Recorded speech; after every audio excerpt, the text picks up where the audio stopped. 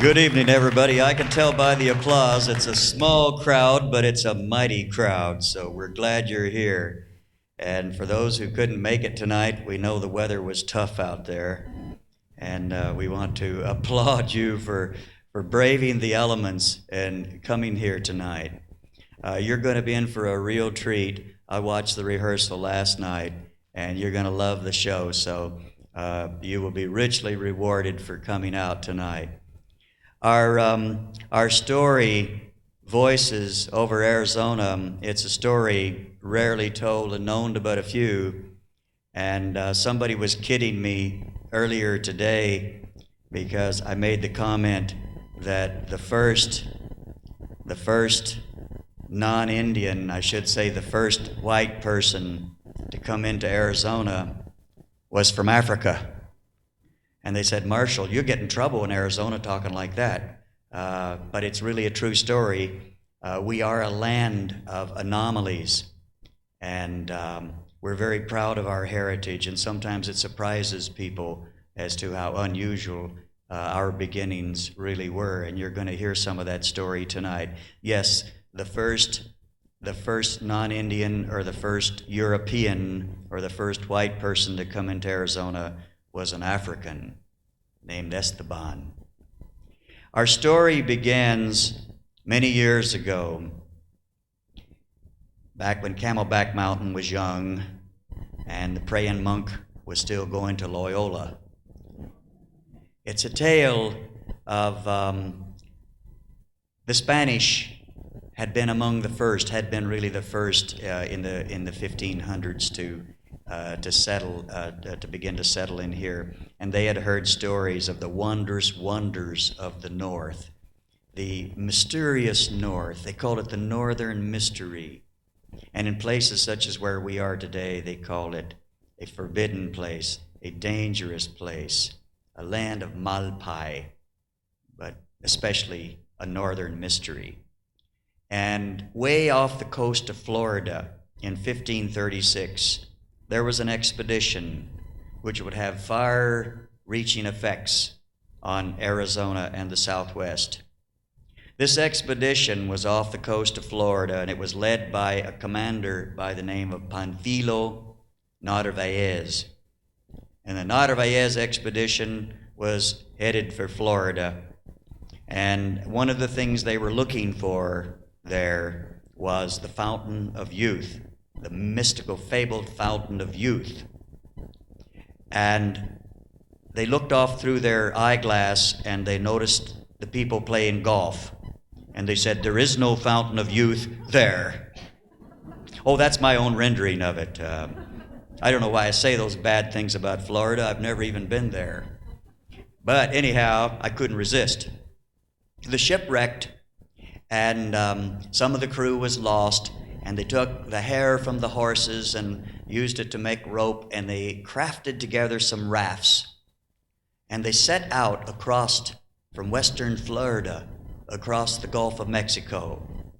And they were the first to cross over the waters of the Mississippi River as it gushed out into the Gulf. And they felt that great torrent, and they kept going on beyond, and they landed somewhere near the coast of where Galveston, Texas is today. And there they came ashore, and there were just a few left, and they were in such small numbers that they were taken captive by the natives. And as time went by, only 4 survived. One of them was named Dorantes, and he had a slave by the name of Esteban. And there was a man named Maldonado, and there was another man named Cabeza de Vaca. And as they went across, they were traded by the different Indian groups. And as they moved ever westward, they heard stories as they crossed. The different Indians would tell them stories of the great riches in the land. And they told them of great cities. But you must remember, it's all in your own frame of reference. When the Spaniards talked of great cities, they were thinking of Madrid and of Paris. And the Indians were thinking of Gila Bend. And so there was a misunderstanding from the get-go. After 8 years, the most incredible odyssey ever taken perhaps by a group of people, After 8 years of wandering in this wilderness down near Culiacan, they were picked up. They then encountered the Spanish outriders, and they were taken to Mexico City. And there they told their story to the Viceroy, Antonio Mendoza. And we laugh today sometimes and we think, how could they ever believe that there could be golden cities and women warriors who stood over 6 feet tall and decked themselves out in golden armor, and all of the other tales that were told, but especially the cities of gold. And the reason we can believe it is because people wanted to believe. They had already found the great wealth of the Inca further south, and in Mesoamerica, great riches. Spain had become overnight the richest nation in the world. So it was easy to believe the stories, especially when you want to believe.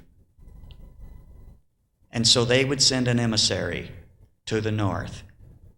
And that's what our story is about tonight. Amy Lowe is an award-winning performer. She won the Press Ed Award 1999 for achievement and the Parents Club Gold Award. She's joined tonight by Dave Katzman, and they've come to us with a great story to tell, and you're going to love it. And let's give a warm welcome to Amy and Dave.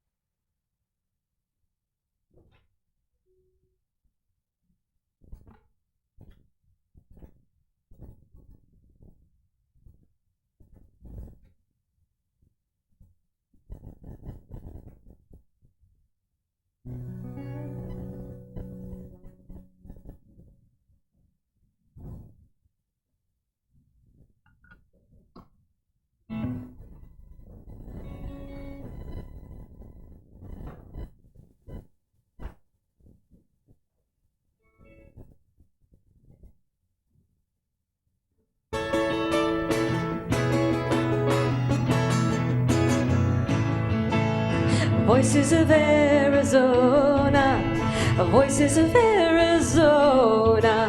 Her colorful history dates back more than 10,000 years. Her colorful history dates back more than 10,000 years. Ba-da-ba-da-da-da, ba-da-da-da, ba-da-da, ba-da-da, ba-da-da, ba-da-da. In the middle of the 16th century, the Spanish explorers and missionaries left their written histories. Now they're voices of Arizona, voices of Arizona. Ba-da-ba-da-da-da-da, ba-da-ba-da-da-da, ba-da-ba-da-da, ba-da-da-ba. Now the Spanish claim that they discovered the New World, yet the natives of the land, the colorful collage of culture, the various Indian tribes, discovered the Spanish when the Spanish arrived. Centuries that followed were filled with struggle and change. Battles, boundaries, territory claimed. The Spanish called her New Spain. She was Mexico's. Then on Valentine's Day 1912, Arizona became a state. Voices of Arizona, voices of Arizona. Her colorful history dates back more than 10,000 years. Her colorful history dates back more than 10,000 years. Ba-da-ba-da-da-da, ba-da-da-da, ba-da-ba-da-da-da, ba-da-ba-da-da, ba-da-da-ba.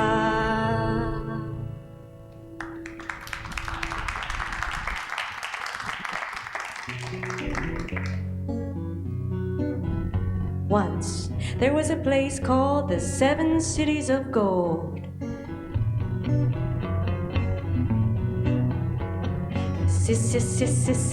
Sisabola, gold, gold, gold. Sisabola. The seven cities of Cibola. Cibola, go, go, go. Cibola. And stories of Cibola, stories of gold, traveled across land and time from man to man, from father to son, from language to language, from town to town, reaching across the great sea to Spain. And conquistadors, filled with nearly 1,000-year-old dreams, traveled into the unknown ocean sea, inspired by tales of discovery.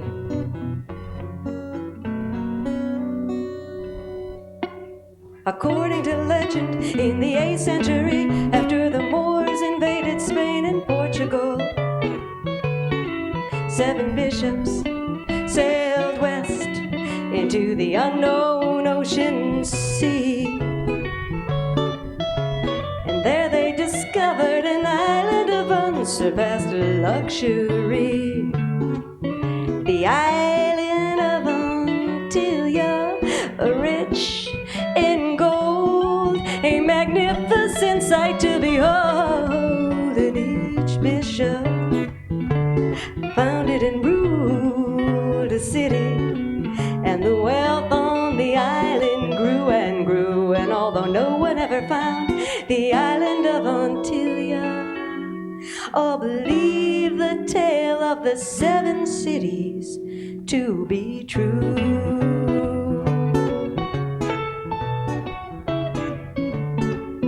Spanish and Moor, master and slave, a rainbow of men set sail on a sea of dreams, with only stories as their guides to a land not yet known as Arizona.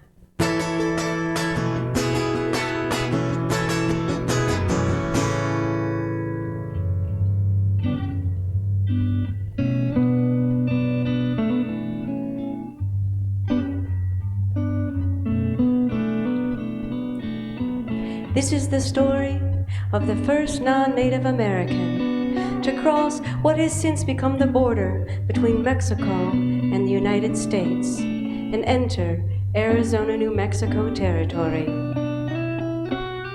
They called him Estevanico the Black. For Estevanico was born in Morocco in a northern town called Moor. When he was a young boy, about 14 years old, the Portuguese army invaded his village. They captured him, and they made him a slave. Now, some say it was Magellan that brought Estevanico to Spain, where he was sold to the Durantes family. From Spain, Estevanico was brought to the New World, where he explored well over 5,000 miles of uncharted territory, and became one of the only pioneers to take 2 long walks through the pages of U.S. history. But in order to tell you this tale, we need to travel back in time nearly 500 years.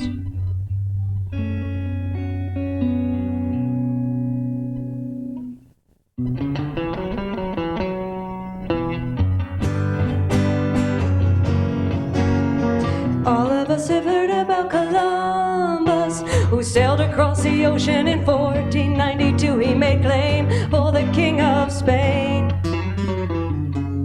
that he discovered the New World.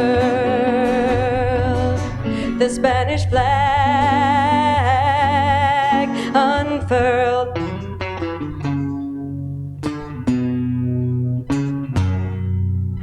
All of us have heard of Coronado, who entered the Southwest in 1540 with a band of Spanish soldiers seeking conquest and glory. But a story rarely told began to unfold when Panfilo de Narvaez and all of his men landed on the Florida coast 1528, and the natives of the land became their unwilling host. Sisabola, gold, gold, gold, Sisabola. That's right, they believed that every step in the New World was laden with gold. And so a grand expedition of 600 men sailed on 5 ships full of horses, provisions, companions, and slaves, all under the governance of Panfilo de Narvaez. Conquistadors filled with dreams of rivaling the exploits of Cortez. They had been given the king's orders: conquer the Cape of Florida and bring it under sovereign rule. Mountains of gold kiss the sky in Sisabola, gold, gold, gold, Sisabola, gold, gold, gold. Adventure, fortune, and fame. Conquest will bring honor to the family name. Sisabola, gold, gold, gold, Sisabola, gold, gold, gold. And among the 600 served 4. For without whom this story would never have been told at all. Cabeza de Vaca served as treasurer provost marshal. Both Alonso del Castillo and Andres Dorantes served as captains. Estevanico the Black served as Dorantes' slave. One brave voice, unheard, unseen, Estevanico the slave held tight his dream of gold to buy back his freedom. Sisabola, gold, gold, gold, Sisabola.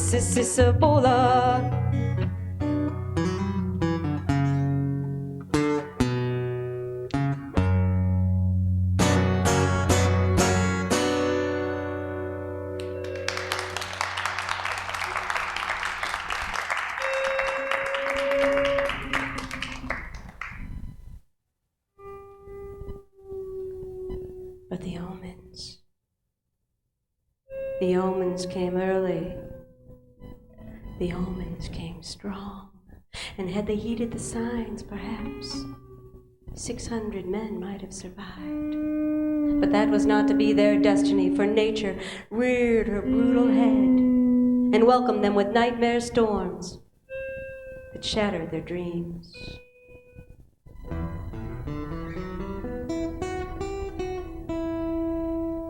Swirling winds, torrential rains, men locked arms in chains of 8 to keep from being blown away. But the hungry storms would not be tamed. They prayed for days it rained. Vessels, horses blown away, provisions lost, lives were claimed. And when the storms had finally calmed, an eerie hush, the only sound, in pieces scattered on the ground. Ravaged remains were all they found. Nature's nightmare storms had lifted up 5 ships. They were hanging from trees, gobbled up nearly 400 men, almost all the horses, provisions, companions, gone. They were lost, and they were stranded on swampland, breathing air thick with mosquito and disease. Still, Narvaez gave in to his gold fever as he marched his men. Mutiny threatened. He marched them through battle and starvation, through madness, gold, through mystery, gold, murder, gold, mayhem, gold. But they found no gold. And as many of the starving men lived only for their dreams, their spirits died and their bodies soon followed. So they killed their few remaining horses to build ships out of their hides to set sail for what they hoped was New Spain's port of Panuco. But the ships were separated and lost, and those that made it to shore struggled with the natives for their lives. Only 19 survived the winter, until at last, out of 600, only 4 remained. Cabeza de Vaca, Alonso del Castillo, Andres Dorantes, and Estevanico the Black. So close to death had each of these men come that it was as though they had died and risen, tied together by a sacred bond as they wandered naked through the wilderness, forging a twisting path across the new world, marching an unmarchable march, a path through time and history. For 8 long years they walked from the tip of Florida, through uncharted territory of the southernmost United States, through Texas. And they lived among people unlike any they had met on earth. And they felt the warm welcome equal only to a family's love. And they bore the scars of savage, unreasonable cruelty. They lost their minds. They learned much. They served as slaves, and they ruled as masters. Cabeza de Vaca, his provident wisdom, resolute humanity, courage, leadership, gave wings to their feet. At first, Alonso del Castillo preferred to risk his life for adventure than challenge his honor. But years in captivity changes a man. He grew quiet and timid, yet it was he, this faithful son of a physician, who led each of them by way of fate from status of slave to status of healer. After years of wandering, they were ordered by their new hosts, their new captors, to make themselves useful, and for fear of punishment, they did what they were told. At first Castillo and then the others followed. They laid their hands upon the sick. They blew their breath. They prayed their prayers, and it was as if miracles worked through them, for the sick stood up and declared themselves healed. And from that moment on, these 4 resilient, courageous companions were no longer treated as slaves. They were now revered as powerful medicine men, gods of the sun, for they had traveled from the east to the west, and word spread fast from tribe to tribe, and people came from all over to feel their magic healing touch. Andres Dorantes had left Spain a proud, arrogant captain of noble birth, but when he was stripped of favor in the wilderness, he lost his mind to madness. But he endured, survived, and persevered anew. And among them, it was Estevanico the Black, Dorantes' oversized, uneducated, ill-tempered slave, who proved the most loyal, the most adept at language, for he learned them all. And their lives, more than once, solely rested in his hands. Starving, bedraggled, and naked, after 8 long years, they appeared out of the desert to the disbelieving eyes of the Spanish soldiers of New Spain, in a territory later to be called Mexico. Now, in grand celebration of their incredible survival, Antonio de Mendoza, the Viceroy of New Spain, held court to listen to their story. And it was a story that changed the map of the world forever. Now, although Mendoza prided himself on being a cautious man when it came to rumors emanating from the borders, he had to know, and so he asked, "Did you see? Do you know? Did you find the 7 cities of gold And when he learned that although they never saw any such cities, they were told stories of cities somewhere to the north. Well, that was all that Mendoza needed to hear, and he could feel the embers of his passion stir. And now his dream of finding the 7 cities called, and so he rewarded the 3 Spaniards handsomely. Cabeza de Vaca, Alonso del Castillo, Andres Dorantes, and they went their separate ways.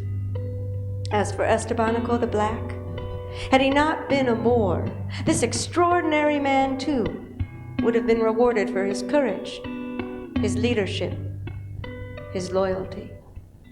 But that was not to be his destiny, and although free in the wilderness as starving men stand on equal footing, Estevanico was once again committed as a slave, this time to the service of Mendoza. Now, Mendoza did not have the king's legal authority to send a full-fledged expedition north to verify the existence of the 7 cities. So he would have to find another way. But who could he send to lead such an expedition? And so for the next 3 years, he set out trying to make that choice. Would it be de Vaca? Castillo? Dorantes? They certainly knew the land, the people, the customs. Who's gonna go?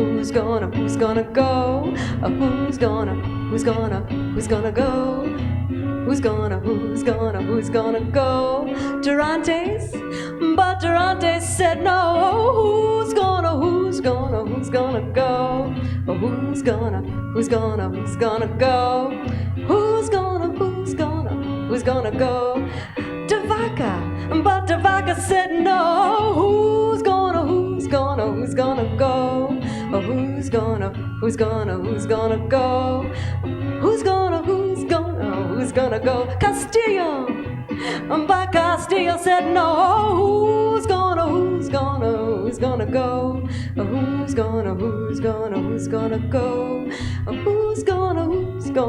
gonna go? Then, like whispers in a dream, it came to him. He could send a small missionary party on a soul-saving expedition, and he would name a Fray Marcos de Niza, the leader of the expedition. He would order second-in-command Fray Coronado, and he'd order Estevanico to guide them, and they would prepare the trail to the 7 cities for Coronado and the Spanish army to follow. Now Mendoza gave strict instructions to Fray Marcos de Niza that he was to keep a detailed, accurate account of all that they saw along the way. And as for Estevanico, he did not mince words when he warned him that if he failed to obey all of Fray Marcos' orders, he would incur a punishment greater than he had ever known. And so it was. With spring in full bloom, 1539, Estevanico returned to the wilderness for a second time. This time as a guide to the Fray Marcos party. And they were escorted as far as Culiacan by Coronado and the Spanish army. From Culiacan, Fray Marcos and his party continued on alone. Now they had not been gone long. Only 3 or 4 miles north of Culiacan, when 300 Pima Indians came to greet their old friend, Estevanico, God of the sun. They implored him to heal them once again. Nearly 3 years had come and gone since they felt the magic healing touch of his big black hands. Estevanico, and he administered to the sick, and for his work the Pima showered him with gifts of food and rose, which Estevanico shared equally with all who followed.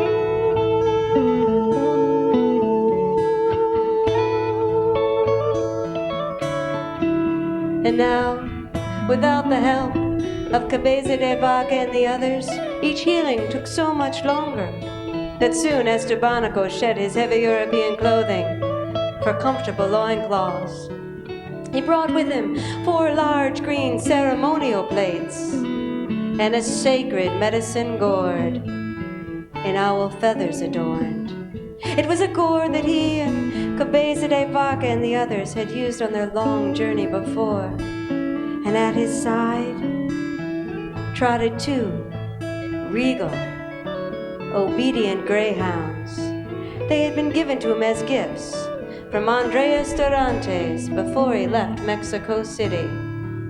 And the Pimas decorated him with colorful plumes that danced upon his massive ebony body, and they tied tiny copper bells around his wrists, around his ankles, and turquoise dangled from his neck, and a jingle jangle filled the air in cadence with each step.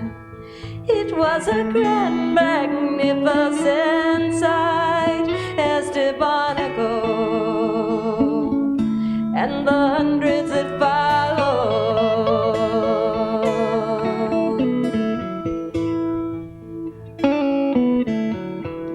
Now the friars were in poor physical shape, and they had a hard time keeping up. And if Estevanico was not the leader of the expedition in name, in truth he was. For it was he that the Pima people were eager to follow. And had it not been for Estevanico's lead, the friars would have starved. For he saw to it that they were treated with the greatest care and tenderness, and still they complained about everything he did. Well, as it was, Fray Honorado, he proved too sickly for the journey, and in less than 14 days, he had to be carried back on a stretcher to raid with Coronado and the Spanish army in Culiacan. So now, the days were passing. 1 day, 2 days, 3 days. It was just Fray Marcos alone with Estevanico. Fray Marcos could barely take it. It was more than he could stand, watching Estevanico partaking in the native ceremonies, conducting healings, having his way with their women.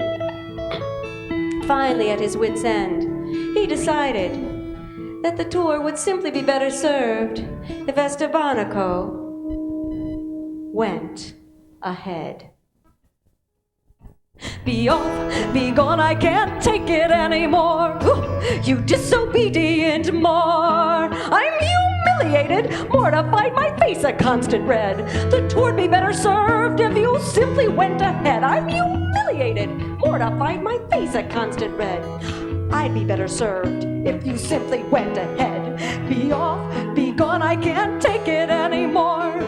You disobedient Moor, you're uncivilized, barbaric, impetuous and crude, pulsating, signifying in a heedless, untamed mood, gulping vile syrup, belching out rude songs, gyrating and jumping from dusk till dawn. Be off, be gone, I can't take it anymore. You disobedient Moor, clod-hopping unashamed, chewing magic bark, spouting mumbo-jumbo until day is dark, acquiring more gifts than a slave should possess. Oh, turquoise and coral, you're so immoral. Be off, be gone, I can't take it anymore. You disobedient Moor, I'm humiliated, mortified, my face a constant red. The tour'd be better served if you simply went ahead. I'm humiliated, mortified, my face a constant red. I'd be better served if you simply went ahead. Be off, be gone, I can't take it anymore. You disobedient Moor. Be off, be gone, I just can't take it anymore.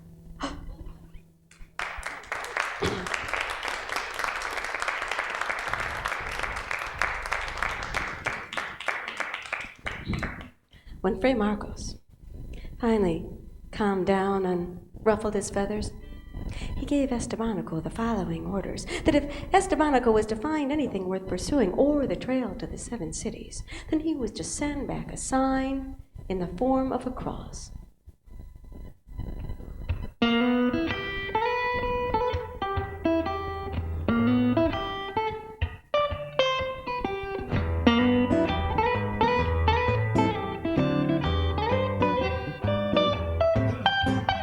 Oh, send me a sign of what you see. Send a little token back to me. And if you find something modest, send a cross. Say 1 hand high. And if you find something grand, send a cross, perhaps 2 hands. Advance, then wait until I arrive. No more than 60 leagues, and I'll be right behind.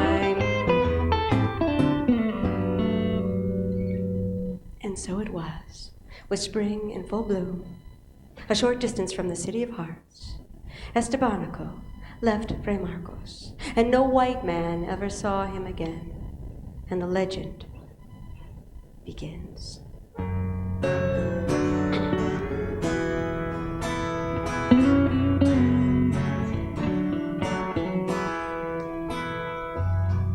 As Estebanico marched north ahead of Fray Marcos, he wrote history in the dust, as he became the first outsider to cross what has since become the border between Mexico and the United States. My name is Estevanico. I come from Moor, northern Morocco, when I was a young boy. About 14 years old, my father wanted me to study the art of medicine. I was walking back to my village after my lesson with Joseph the Jew, who had just showed me how to mend a broken leg.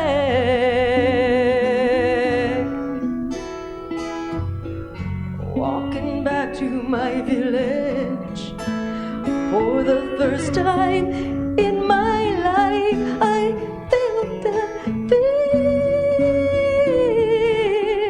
grip the pit of my stomach,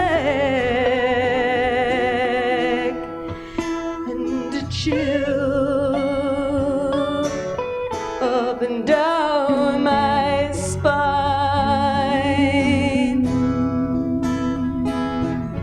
I rounded the corner.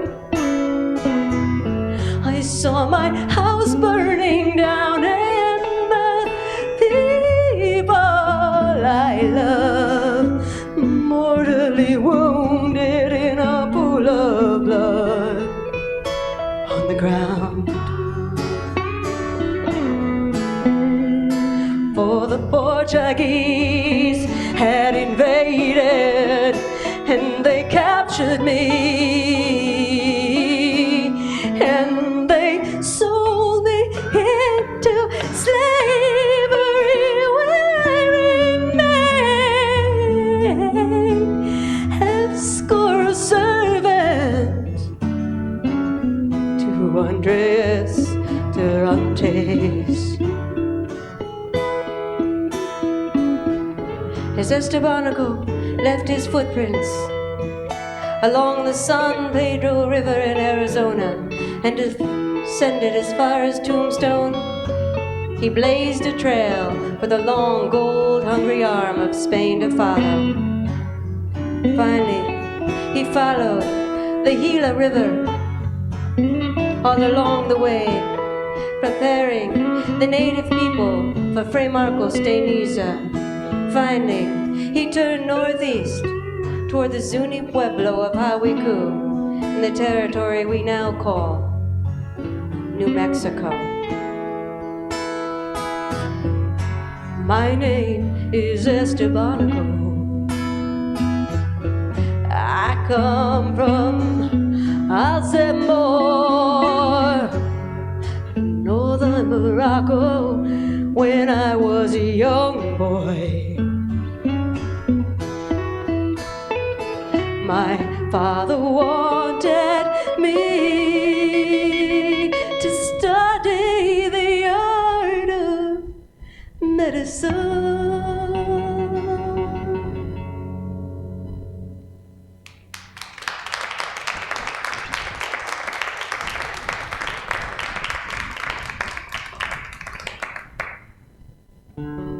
Now, Fray Marcos did not expect to hear from Estevanico for quite some time. It had been only 4 days since Esteban had gone, when out of the horizon before the crack of dawn, a messenger came running to the friar's surprise. He was carrying a cross 4 hands high. 1, 2, 3, 4. He shouted at Fray Marcos, "Hurry, don't be late. We met a world of people who know of a land that's great. It's a place they call Cibola, 7 cities they say. 2 days walk to the north, Estevanico now waits." Cibola, thought the friar, 7 cities have a name. 7 cities of Cibola, oh so close to New Spain. It was after Easter Sunday, 1, 2, 3 days passed. Final mass was over, Fray Marcos nearly packed. When into his camp another messenger ran. He carried in his hand a cross the size of a man. Oh my, he shouted at Fray Marcos, "Please don't hesitate. The people speak of marvels, there's cause to celebrate." The crosses mean great news, thought the friar. So huge, enticing, alluring, the legend must be true. Estevanico says, "Hurry, I won't hesitate." Fray Marcos sent a message back, "Tell him I'm on my way." But Marcos meandered when he finally came upon the village Estevanico had sent the crosses from. Well, he found a warm reception, a bed to rest upon, food to eat, water to drink, but Estevanico was gone. And twice he sent a message, "Estevanico must wait." But Marcos never quite caught up, he was always just too late.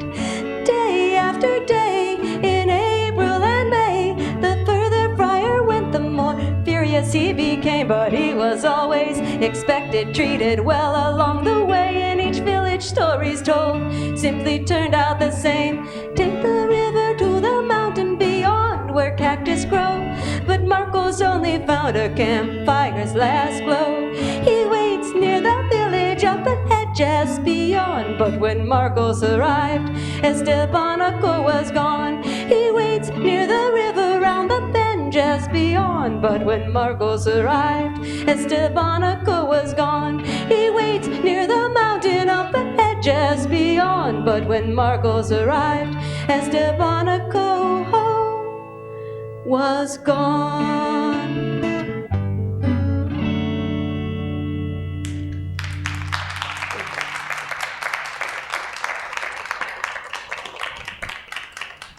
Fray Marcos was weary and he was worn, and when he finally reached a town at the edge of the wilderness called the Red Houses, word came that Estevanico was only 250 miles further, just beyond the mountain, in the 7 cities.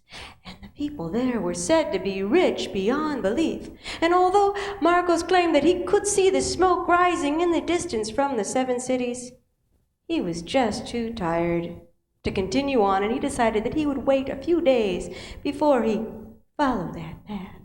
Well, he was about to fall asleep into his camp when the Pima chief, the son of a Pima chief, came running out of wind with a story so frightening that Fray Marcos, paralyzed with fear, chose to go no further. Instead, he gathered up all his things as quickly as he could, and he returned to Culiacan to tell Coronado the tale of Estevanico and of the great things discovered, and without stopping they hurried back to report to the viceroy. But somehow, with each step, stories of Cibola grew. For Fray Marcos claimed that he did see it from the mountains, and what he saw was many people dressed in fine jewels and beautiful clothes, and they walked on streets that sparkled like silver and gold, and there were several providences, and each one was more luxurious than the next. Mountains of gold that kiss the sky in Cibola, gold, gold, gold, Cibola, gold, gold, gold, jewels for the taking of every kind in Cibola, gold, gold, gold, Cibola, gold, gold, gold, hills of silver that sparkle and shine, that if you dare stare, the glare will make you go blind. Cibola, gold, gold, gold, Cibola, gold, gold, gold. Stories of gold engulfed Mexico City from every corner of the viceroy's castle, all the way down to the crowded slave quarters. Lust for adventure, fortune, fame impelled Mendoza to gain the legal authority to order Captain General Francisco Vásquez de Coronado to lead the Spanish army north in search of the 7 cities. Adventure, fortune, and fame, conquest will bring honor to the family name. Cibola, gold, gold, gold, Cibola, gold, gold, gold, emeralds, diamonds, and pearls await the taking in the new world. Cibola, gold, gold, gold, Cibola.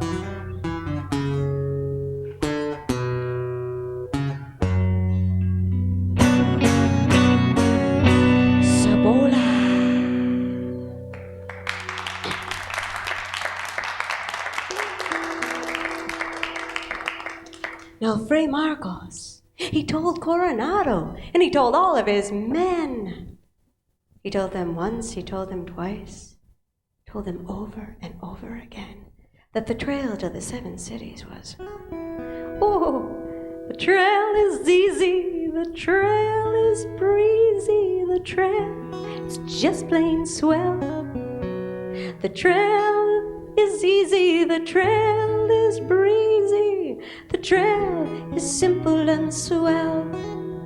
But without Estevanico to pave the way, Coronado's advance scouts soon had another tale to tell. Did the friar have a reason to conspire, they wonder? Truly did he travel this far? For his trail was hazardous and passable in parts. Rocks so rough, horses fell over cliff. Coronado grew increasingly miffed, for Fray Marcos promised plenty to drink, but thirsty men gagged on the brink. Fray Marcos promised plenty of food, but even lambs brought to eat lost hooves. 150 miles of desolate land was not what they had planned. When they finally reached the mountains overlooking Cibola, they were half-starved, beaten and bruised, and they looked on unamused. The men hurled curses at the friar. They were venomous, they were vicious, they were dire. Shouts exploded in echoes on fire. The friar, he's nothing but a liar, liar, liar, liar, liar, liar, liar. The friar is nothing but a liar, liar, liar, liar, liar, liar, liar. Coronado prayed for more than Marco's soul. He prayed for the padre's life, for unruly men were ready to kill, in no mood to be nice. For Fray Marcos, his blooming metropolis, magnificent city of gold, was unlike anything they'd been told. For there were no mountains of gold that kiss the sky, no hills of silver that sparkle and shine, no jewels with the glare to make them go blind. From the mountain grand, it looked like a giant hand simply crushed the simple bland, simply crushed Cibola into the sand. The friar, he's nothing but a liar, liar, liar, liar, liar, liar.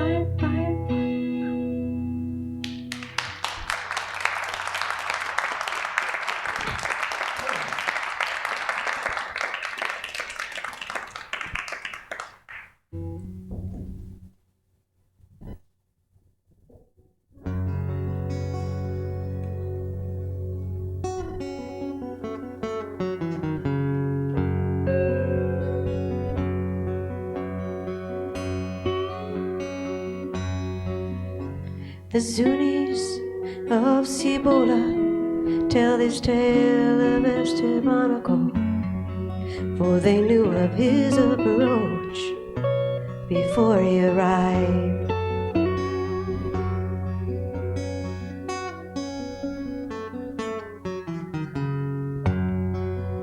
And they waited at the foot of the mesa.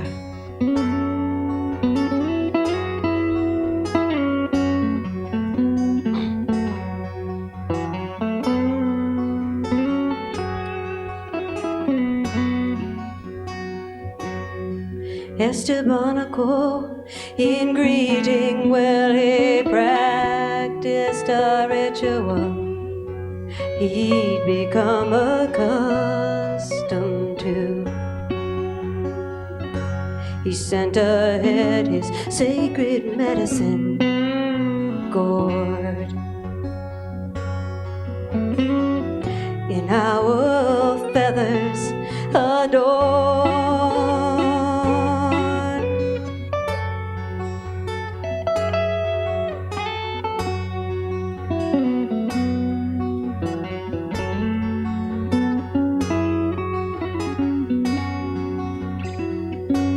It was a symbol he had come in friendship, symbol he was approaching in peace. But this time, the response was different.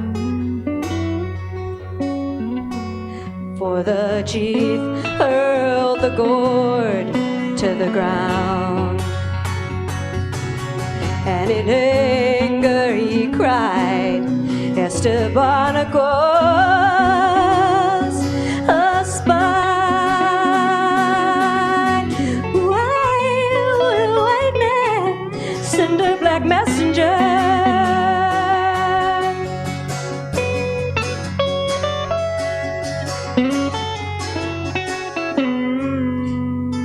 It seemed strange to them. Was Esther Barnacle a healer, a god, or a spy? Well, if he was a god, then he was immortal and no arrow could harm him. But if he was a spy, then his death would send a message, and the white ones would return to their own country, the land of the everlasting sun. The Cibolans swarmed Esther Barnacle, and they carried him up the mesa trail, and they carried him up the ladders, and one by one they pulled the ladders up. All entrances to the city blocked, and it all happened so quickly.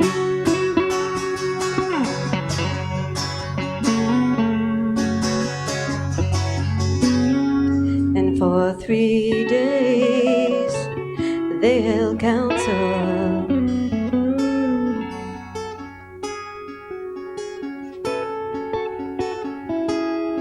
and on the 3rd day, as the first ray of sun lit the pueblo wall.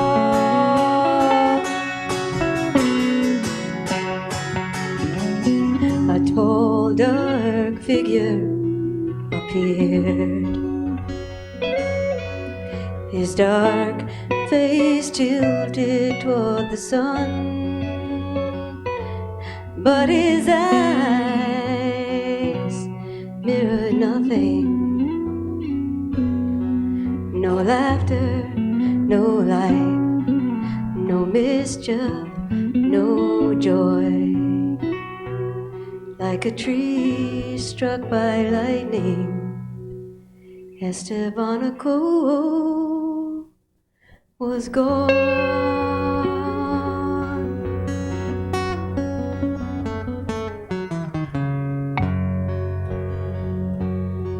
And the Zunis of Cibola, they were no match for Coronado.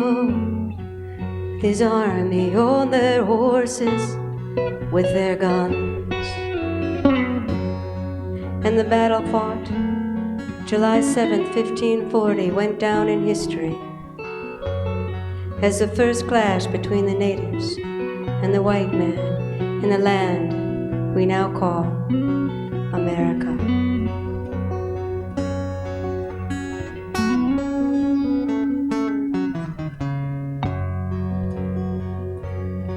And those Zunis of Cibola, they confirmed for Coronado. Estevanico indeed was the first outsider to break their trail. And although Coronado and his army found the 7 cities, they found no gold, and in 2 years they returned to New Spain empty-handed.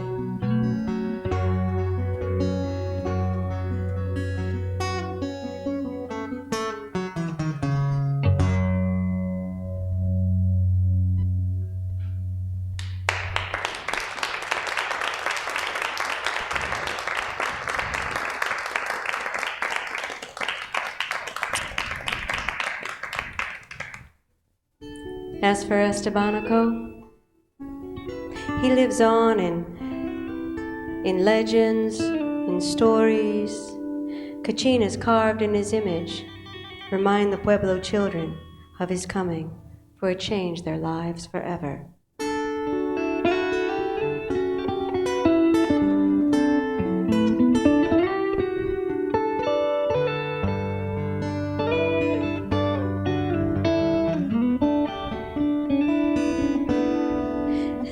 Children, we are told when people walk on the land, they leave their bread wherever they go. So wherever we walk on that particular spot, that spot on the earth never forgets us. As children, we are told when people walk on the land, they leave their bread wherever they go. When we go back to those places, the people who have lived there are in some way still there. We can partake of their breath. We can partake of their spirit. Estevanico the Black, also known as Esteban or Little Stephen, was a forerunner to Coronado, the Spanish army, the missionaries, the miners, the cattlemen, you and me. And what really happened at the Zuni Pueblo of Hawiku to this day remains a mystery. Some say he tried to run away, and when he did, he was pierced by an arrow. Others say he was cut up into pieces and shared among the medicine men for his power. Some believe that he angered the Zunis so because of his freedom and his way with their women. Historians ask, had Estevanico, his usual magic, not failed him? At Hawikuni lived to render a factual report to Mendoza. Would there have been a Coronado expedition? And there are those who believe that Estevanico escaped to freedom and died of old age. What do you think?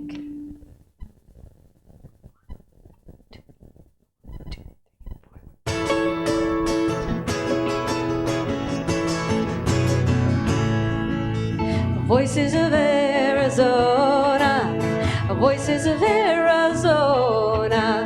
Her colorful history dates back more than 10,000 years. Her colorful history dates back more than 10,000 years. Ba-da-ba-da-da-da, ba-da-da-da, ba-da-da, ba-da-da, ba-da-da, ba-da-da. In the middle of the 16th century, the Spanish explorers and missionaries left their written histories. Now they're voices of Arizona, voices of Arizona. Ba-da-ba-da-da-da-da, ba-da-ba-da-da-da, ba-da-ba-da-da-ba-da-da-ba. Now the Spanish claim that they discovered the New World, yet the natives of the land, the colorful collage of culture, the various Indian tribes, discovered the Spanish when the Spanish arrived. The centuries that followed were filled with struggle and change. Battles, boundaries, territory claimed. The Spanish called her New Spain. She was Mexico's. Then on Valentine's Day, 1912, Arizona became a state. Voices of Arizona, voices of Arizona. Her colorful history dates back more than 10,000 years. Her colorful history dates back more than 10,000 years. Ba-da-ba-da-da-da, ba-da-da-da, ba-da-ba-da-da-da, ba-da-ba-da-da, ba-da-da-ba.